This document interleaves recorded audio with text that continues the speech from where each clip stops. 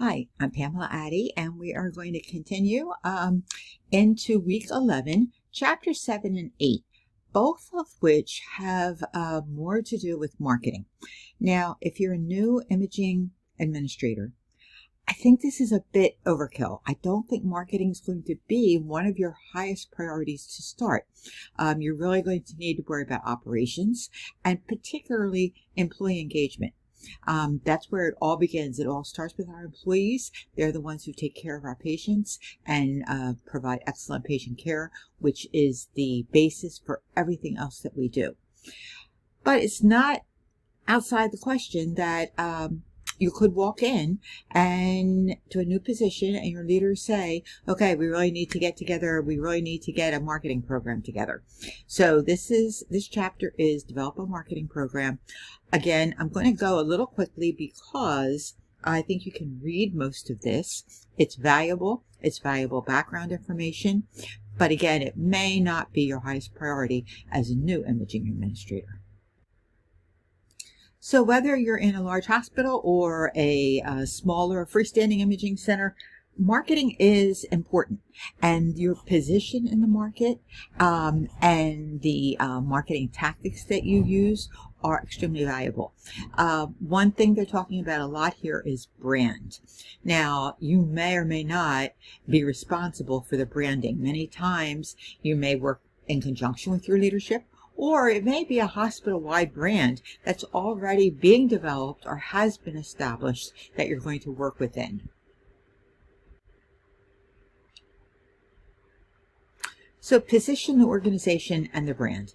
It's critical to understand the brand and how imaging fits into that brand. So you need to identify the strengths that your department can provide that support the brand. How you differentiate yourself from others in the market. So it's really critical to understand the brand and understand how you relate to the brand or how your services relate to the brand. So here are the basic positional categories in marketing. You're either a market leader, you're challenging the market, you're following the market, or you provide a specialization that is just in a certain niche of the market. And here they're talking about mapping your position in the market. It may or may not be physical mapping, demographics. It may be service mapping. Either way, again, it talks about the research. And many times you're going to have the research is going to be based on the larger organization. And it's going to be difficult to really determine exactly your positioning within that market. And you really need to understand your market and understand your services and who's using your services. So again, this is not going to be for the newbie imaging administrator. This is really a more advanced area of marketing. And this is more about branding. I think the thing to remember here is branding exists in every single action that we and our employees take. So it's how we greet our patients. It's how we describe our services when we're positioning the patients. It's how we show compassion and empathy for our patients. So branding really needs to become part of everything that we do. So obviously it's going to depend on your organization and how strong they are already in the marketplace in terms of the brand equity. Are you starting from bottom of the pyramid and you really need to reach everyone and communicate that brand, or are you somewhere in the middle or at the top of the pyramid where your organization and branding is well known already? And the brand name. So this kind of goes in line with what we talked about before. Traditionally, healthcare organizations didn't do a lot of marketing, so their brand names were very generic. But now they're getting more and more specific. We want people to recognize our organization and what we stand for. Logo and symbols, again, you may or may not have anything to do with creating these, or you may have some input into them.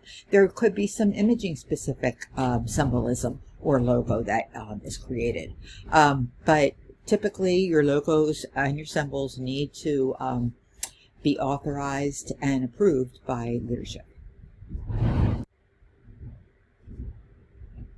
And if your organization has a slogan, by all means, use it in your daily language with your employees. It helps them to feel that they are part of the organization. They are part of that slogan. They are part of bringing compassionate care to our employees.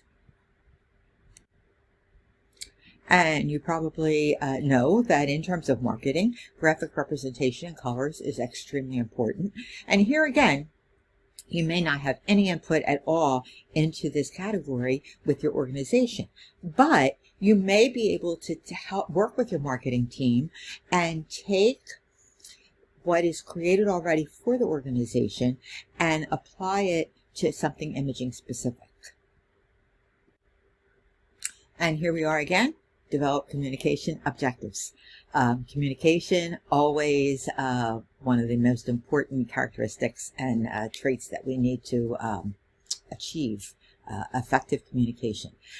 So whether you're communicating to your employees, communicating to patients, again, you want to understand the brand, the marketing strategy so that you can use them and incorporate them into your daily language. If a technologist would say to a patient, I hope I was able to resolve your concerns today, hear your concerns, then when they're going to take a survey, they're more likely to say, you know, to answer that question, did the technologist listen to your concerns? They're more likely to answer it yes, because you actually verbalize the exact language that you're trying to communicate.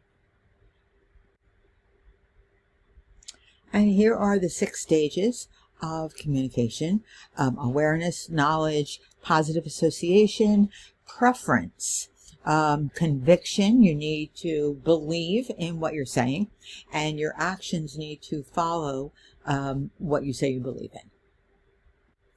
We certainly can't say that we believe in compassionate care and then be rude or abrupt with our patients.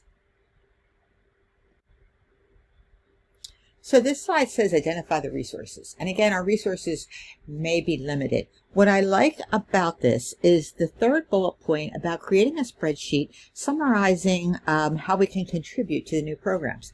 I think that the way that this could work in imaging would be to look at our employees, whether it's our front desk, whether it's our maybe digital imaging assistants, whether it's our technologists, whether it's our nurses, and determine how each group could support the marketing initiatives.